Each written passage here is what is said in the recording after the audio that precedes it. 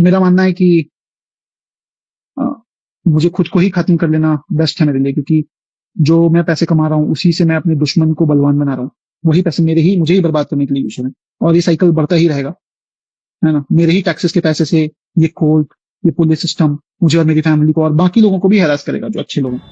ये चंद सेकंड का वीडियो शायद आपको विचलित नहीं कर रहा होगा, लेकिन मुझे कर रहा है। ये चंद सेकंड का वीडियो शायद देश के संपूर्ण न्यूज रूम को गर्म नहीं कर पाया है। हाँ, चंद एक न्यूज वालों ने अपने अपने स्तर से सिर्फ कुछ न कुछ कहकर लोगों को बरगला रहे हैं, लेकिन वास्तविकता यह है कि एक व्यक्ति जो कि सुसाइड कर चुके हैं, आत्महत्या कर चुके हैं, और उससे पूर्व इन्होंने सीधे सीधे तौर पर अदालत के न्यायाधीश और पेशकार पर सीधे तौर पर आरोप लगाया है। सामान्य रूप से आप कह सकते हैं कि जो केस करने वाले लोग थे, जो दोहन करने वाले लोग थे, उसके मूल माध्यम जज साहिबा थी, जिनके द्वारा से सेटलमेंट करने के नाम पर 5 लाख रुपए मांगे जाते हैं। और 80,000 प्रति माह देने वाले समस्तीपुर जिला निवासी अतुल सुभाष, जो कि आत्महत्या कर चुके हैं, इन्होंने साफ तौर पर कहा है कि मैं दोहन और शोषण उन दोनों के द्वारा हो रहा हूं, जो कि मेरे ही पैसे से कोर्ट से मुझे बर्बाद कर रहे हैं, इसलिए मैं पैसे देने से इनकार करता हूं और मैं आत्महत्या को स्वीकार करता हूं। एक बार तो इनके लिए सैल्यूट बनता है उन लोगों के द्वारा जो कि आज नहीं, लगभग सैकड़ों साल से इस अदालत के माध्यम से, जब से अंग्रेजी सरकार के द्वारा अदालत की स्थापना हुई, न्यायिक व्यवस्था आई, तब से झूठ फरेब सब के सब साथ के साथ चल रहे हैं। चाहे कितना भी संशोधन हो, चाहे भारतीय दंड संहिता से बीएनएस में कन्वर्सन हो, चाहे किसी भी प्रकार की बातें हो, लेकिन ये चीज नहीं रुका है। और इसमें सबसे ज्यादा यदि कोई दोषी है तो वो न्याय के पद पर बैठे हुए वो लोग जो कि संविधान को भूल जाते हैं, राष्ट्र को भूल जाते हैं, न्याय की गरिमा को भूल जाते हैं, न्याय के मंदिर में जिन्हें माय लॉर्ड कहकर पुकारा जाता है, वो भूल जाते हैं कि सामने वाला व्यक्ति हमसे कितनी आशा रखता है, कितनी आशा रखता है, जो ये कह देती है कि तुम बहुत कमाते हो, 5 लाख रुपए तुम्हारे लिए तो मायने नहीं रखता होगा, मैं इतने में तुम्हें सेटल करवा दूंगी। और जब इसके लिए तैयार नहीं होता है तो उसके ऊपर 3 करोड़ से 4 करोड़ तक का डिमांड जाता है। अंत में ये होता है कि वो आत्महत्या कर लेते हैं। ये सारी बातें यहीं पर खत्म नहीं होती है। यहाँ इससे पहले इससे बात और भी बहुत बातें हैं कि जज साहिबा के सामने उनके ससुर और उनके सास और उनकी पत्नी, उनके चचेरे भाई, इस प्रकार के तमाम लोग उसको कहते हैं कि तुम्हें पैसा तो देना पड़ेगा, और वो कहते हैं कि नहीं, मैं पैसा अभी नहीं दूंगा। बोला तुम पैसा नहीं दोगे कैसे? फिर उसको कहते हैं कि मुझे लगा कि, उसकी सास कहती है कि मुझे लगा कि तुमने आत्महत्या कर ली होगी। तो अतुल सुभाष कहते हैं कि अगर मैं आत्महत्या कर लूंगा तुम्हारा पार्टी कैसे चलेगा? फिर वो कहती कि तुम क्या, तुम्हारा बाप भी पैसा देगा, तुम्हारे बाप जल्दी मरेंगे, उसके बाद बहू जो है हिस्सेदार होती है, तमाम प्रॉपर्टी का हिस्सेदार होती है। ये तरह एक्सेट्रा इतने आरोप हैं जो कि अतुल सुभाष ने आत्महत्या से पहले लगभग 40 पन्नों के सुसाइड नोट में लिखा है। जिस सुसाइड नोट में आप उन तमाम लोगों को भूल जाइए जो कि दोहन कर रहे थे, शोषण कर रहे थे, जो कि उनकी पत्नी थी, उनकी सास थी, उनके ससुर थे। जाल फार फरेब का तो जमाना ही है, लेकिन वास्तव में आप वहां पर जाइए जहां पर यह कहा जाता है कि न्यायाधीश महोदय के द्वारा ये तमाम दोहन और शोषण चल रहा होता है। और इस दोहन और शोषण एक जगह का मामला नहीं है। अतुल सुभाष की जो शादी है वो मैट्रिमोनी के माध्यम से होती है। अतुल सुभाष समस्तीपुर के रहने वाले हैं और उनकी शादी जौनपुर में होती है, और जौनपुर के रहने वाली पत्नी उनकी मात्र 2 दिन समस्तीपुर रहकर जाती है। उसके बाद दोहन और शोषण का खेल शुरू होता है। उनका एक बच्चा होता है इस से, वो 2019 में शादी के बाद, और बच्चे के भरण पोषण में मात्र जौनपुर जैसे छोटे शहर में आप यदि 80,000 रुपये लेते हैं तो समझिए कि आप किसी व्यक्ति को बर्बाद कर रहे हैं या फिर कारोबार का जरिया बनाए हैं। और इसका माध्यम अदालत बनता है तो FIR अदालत के ऊपर होना चाहिए। लेकिन एक भी मीडियाकर्मी, एक भी मीडिया के लोग या फिर पुलिस के माध्यम से, जो भी, चूंकि बेंगलुरु के एक थाने में केस दर्ज किया गया है, लेकिन केस में जब कभी भी केस दर्ज होगा तो वहां पर सब नाम आएगा, सिर्फ उनकी पत्नी का नाम आएगा, उनके सास का नाम आएगा, उनके ससुर का नाम आएगा, उनके भाई का नाम आएगा, लेकिन उस जज और पेशकार का जिसको बाय नेम लिख करके दिया गया है उसका नाम कभी भी नहीं आएगा।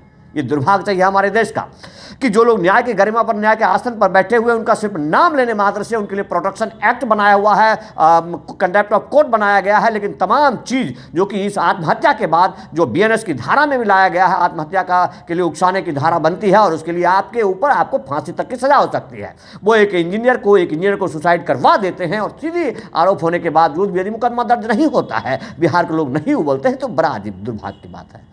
डोरी एक्ट में जिस तरह से सुप्रीम कोर्ट संज्ञान पर संज्ञान ले रहा है, बार बार ये कह रहा है कि जहां पर हो सकता है कि कुछ खामी रहा हो पति पत्नी में, जब मैच्योर शादी है, जब हमने तय कर दिया कि हम शादी की उम्र कम से कम निर्धारित कर दिया अपने 18 और 21 साल, तो उसके बाद नाबालिग तो रहते नहीं है, तो फिर इसमें समाज और परिवार, उनके माता पिता, उनके भाई बहन, यहां तक कि मैं एक केस में देखा हूं कि पंडित जी तक को नामजद कर दिया जाता है। तो ये सब कब तक खेला चलेगा? कब तक ये सिर्फ और महिला उत्पीड़न के नाम पर कब तक ये लूट करते रहेंगे? कब तक अदालत का माध्यम बनाकर के अदालत का दुकान चलाते रहेंगे? इन तमाम बातों पर आपको ये ज्यादा से ज्यादा इस बातों पर जाना है और ज्यादा से ज्यादा शेयर करके उन तमाम लोगों को जगाना है जो कि अपने आप को दिल्ली के न्यूज रूम से देश के संचालक तो कहते हैं, लेकिन अतुल सुभाष के घर तक नहीं पहुंच पाते हैं। आज तक आंशिक रूप से पहुंच रहे हैं, रोदन करोदन में जाते हैं, लेकिन कभी एक लफ्ज भी वो अदालत के खिलाफ नहीं बोल रहे हैं, जो कि संपूर्ण रूप से संपूर्ण कांड के यदि कोई दोषी है तो वो अदालत है। जिस अदालत के लिए प्रतिदिन कौन नहीं जानता है कि एक तारीख लेने के लिए 50 रुपया देना पड़ता है, मात्र 50 रुपया लेने बाद बेंगलोर में नौकरी करने वाले इंजीनियर साहब को रोज आकर के वहां पर जौनपुर में कोर्ट भरनी पड़ेगी। तो वो कहां से, यदि नौकरी नहीं करेंगे तो कहां से 80,000 रुपये प्रति महीना देंगे? ये बात कोई नहीं जानता है। और पेशकार साहब को तो 80 रुपया चाहिए, 50 रुपया चाहिए ही चाहिए। जो इस बात का पूरा खुलासा उन्होंने अपने 40 पेज के सुसाइड नोट में किया है।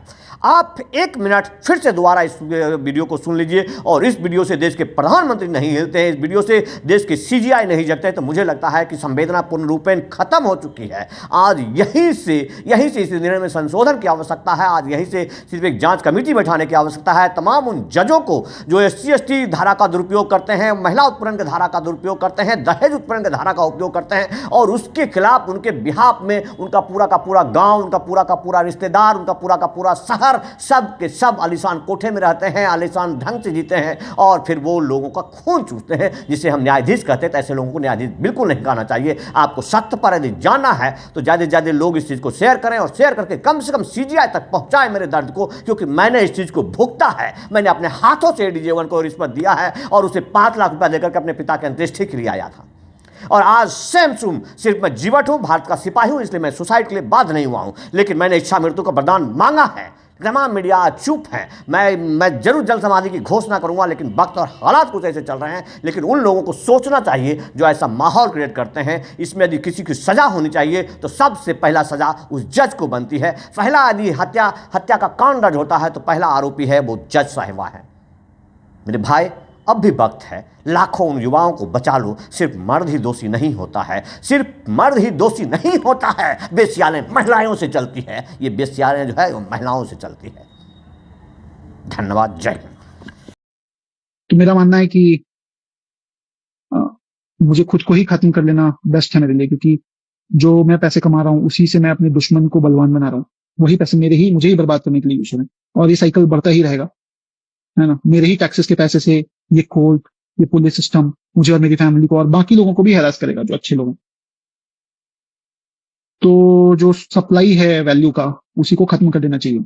और anyway gave me a suggestion क्या दे told me to commit suicide, and I think they are right. That's the right solution what they've suggested me. So I'm gonna take my life now. Also मेरी कुछ आखिरी इच्छाएं भी बताना चाहूंगा मैं। तो मेरी कुछ आखिरी इच्छाएं जो हैं ये हैं, ज्यादा मुझे उम्मीद तो नहीं है, लेकिन अभी भी मैं अपनी वाइफ को बोलूंगा कि उसमें तो